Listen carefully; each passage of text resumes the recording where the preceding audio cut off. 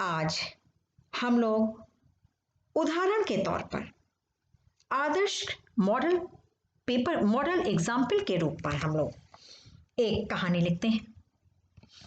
ये कहानी की छठी विधि है जिसमें कहानी के आरंभ की पंक्तियां दे दी गई हैं और कहानी को पूरा करने को कहा गया है। वे पंक्तियां हैं, अरे मित्र, तुमने तो सिद्ध कर दिया कि तुम ही मेरे सच्चे मित्र हो।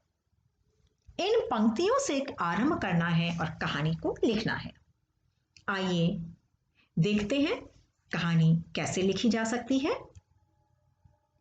अरे मित्र, तुमने तो सिद्ध कर दिया कि तुम ही मेरे सच्चे मित्र हो। रवि ने अपने मित्र अजय से कहा, मैं बहुत भाग्यशाली हूं कि मुझे तुम्हारे जैसा मित्र मिला। रवि और अजय दोनों मित्र थे। दोनों एक ही कक्षा में पढ़ते थे। अजय जहां समृद्ध परिवार से था, वहीं रवि की आर्थिक स्थिति अच्छी नहीं थी। ऐसा होने पर भी रवि बहुत स्वाभिमानी लड़का था। किसी के आगे हाथ पसारना उसे पसंद नहीं था। रवि पढ़ाई में होशियार होने के साथ खेलकूद में भी हमेशा आगे रहता था। वह अपनी विद्यालय की क्रिकेट टीम का उपकप्तान था। दूसरों की हर संभव सहायता करना उसकी आदत थी। वैसे तो उसके अनेक मित्र थे, परंतु अजय उसका सबसे प्रिय मित्र था। रवि के माता पिता एक कारखाने में काम करते थे। एक दिन कारखाने में काम करते हुए उसके पिता दुर्घटनाग्रस्त हो गए। उनका दायां हाथ मशीन में आ गया। डॉक्टर ने बताया कि हाथ को ठीक होने में 3-4 महीने का वक्त लगेगा, इसलिए तुम्हें 3 महीने घर पर रहकर आराम करना पड़ेगा। इसी विवशता के कारण वे नौकरी पर नहीं जा रहे थे। पिता के वेतन के अभाव में घर की आर्थिक स्थिति और भी बिगड़ गई। अब घर का खर्च केवल उसकी माता के वेतन पर ही चलता था। रवि की वार्षिक परीक्षा निकट आ गई। रवि को अंतिम सत्र की फीस तथा परीक्षा शुल्क जमा करना था, पर रवि असमंजस में था कि करे तो क्या करे। एक दिन कक्षा अध्यापिका ने रवि को अपने कक्ष में बुलाया और उसे अंतिम तिथि तक फीस न जमा करवाने की बात कही। ऐसी स्थिति में परीक्षा में न बैठने और विद्यालय से नाम कटने की चेतावनी भी दी। कक्षा अध्यापिका के कक्ष से निकलकर जब रवि कक्षा में पहुंचा तो वह बड़ा हताश लग रहा था। उसे उदास देखकर अजय बोला, मित्र क्या हुआ, तुम बहुत उदास दिखाई दे रहे हो। रवि पहले तो मौन रहा, पर बार बार पूछ नहीं पाए। उसने सारी बात अपने मित्र को बता दी। अजय बोला, चिंता ना करो मित्र, ईश्वर बहुत दयालु है, वह कोई ना कोई रास्ता अवश्य निकालेगा। रवि ने अगले दिन से विद्यालय आना छोड़ दिया। जब रवि 3-4 दिन स्कूल नहीं आया तो अजय को चिंता हुई। उसने शाम को उसके घर जाने की सोची। जिस समय अजय वहां पहुंचा, रवि अपने पिताजी को दवा पिला रहा था। उसकी माँ खाना बना रही थी। अजय को देखकर रवि खुश हो गया। वह बोला, अरे मित्र, तुम विद्यालय क्यों नहीं आ रहे। तभी रवि की माँ बोली, बेटा, अभी फीस के पैसों का इंतजाम नहीं हुआ है, मैं कोशिश कर रही हूँ। रवि अगले दिन भी विद्यालय नहीं आया। उससे अगले दिन अजय जल्दी ही रवि के घर पहुंचा और उसे समझा बुझाकर किसी तरह विद्यालय ले आया। रवि जब कक्षा में पहुंचा तो सीधे कक्षा अध्यापिका के कक्ष में गया। इससे पहले कि वो कुछ कहता, कक्षा अध्यापिका मुस्कुराकर बोली, तुम्हें चिंता करने की आवश्यकता नहीं, तुम्हारी फीस जमा हो चुकी है।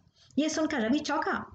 कक्षा अध्यापिका ने उसे बताया कि तुम्हारी फीस तुम्हारे मित्र अजय ने जमा कर दी है। तभी छुट्टी की घंटी बज गई। रवि जब अजय के पास पहुंचा तो उसकी आंखों में आंसू थे।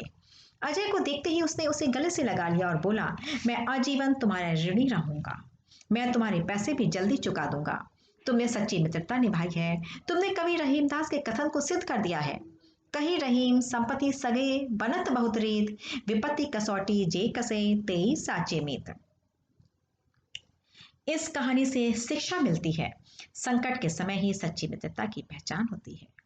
मित्रता एक प्रकार का पवित्र रिश्ता होता है। इस रिश्ते को कभी भी पैसों में नहीं तोला जा सकता। मित्रता एक ऐसा अनूठा पवित्र बंधन है जिसमें दोनों व्यक्ति आपस में एक दूसरे से बिना किसी स्वार्थ के सुख दुख की घड़ी में हमेशा एक साथ खड़े रहते हैं। साथ ही हर प्रकार के नए कार्यों और दुख की घड़ी से उभरने के लिए बेहतर सलाह देते हैं।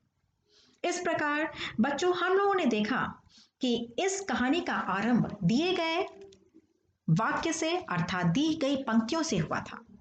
इस कहानी में छोटे छोटे वाक्यों का प्रयोग किया गया है। इस कहानी में हाथ पसारना जैसे मुहावरों का प्रयोग किया गया है। साथ ही साथ यदि हम संवाद या डायलॉग को देखें तो कहानी भले ही भूतकाल में चल रही है, लेकिन जो डायलॉग है, जो संवाद है, वह भूतकाल में नहीं है। इस तरीके से अगर हम देखते हैं तो कहानी के जो तत्व थे उसमें हमने कहा था मुहावरों, कविता की पंक्तियों, सूक्तियों, सुविचारों इत्यादि का भी प्रयोग करना चाहिए। तो इसमें कहानी के अंत में देखिएगा, कही रहीम संपत्ति सगे बनत बहुतरी विपत्ति कसौटी जे कसे तेई साचे मीत। इस दोहे का प्रयोग किया गया है जो कि कहानी को और भी प्रभावशाली बना रहा है। साथ ही साथ कहानी के अंत में सीख दी गई है, जो इससे शिक्षा और संदेश मिला है वो भी दिया गया है।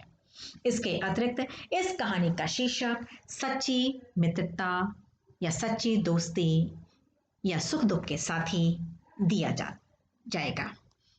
बच्चों, ये तो मैंने आपको दी गई पंक्तियों के आधार पर एक कहानी का नमूना, उदाहरण, आदर्श प्रस्तुत किया है। आपको इन्हीं पंक्तियों से आरंभ करते हुए अपनी एक कहानी लिखनी है और उसे लिखकर अपने हिंदी शिक्षक को शाम के 8 बजे तक अवश्य मेल कर देना है। बच्चों, कहानी अवश्य लिखिएगा, क्योंकि इसी से आपका अभ्यास होगा और आप अपनी परीक्षाओं में बहुत ही सुंदर, प्रभावशाली ढंग से कहानी लिख सकेंगे।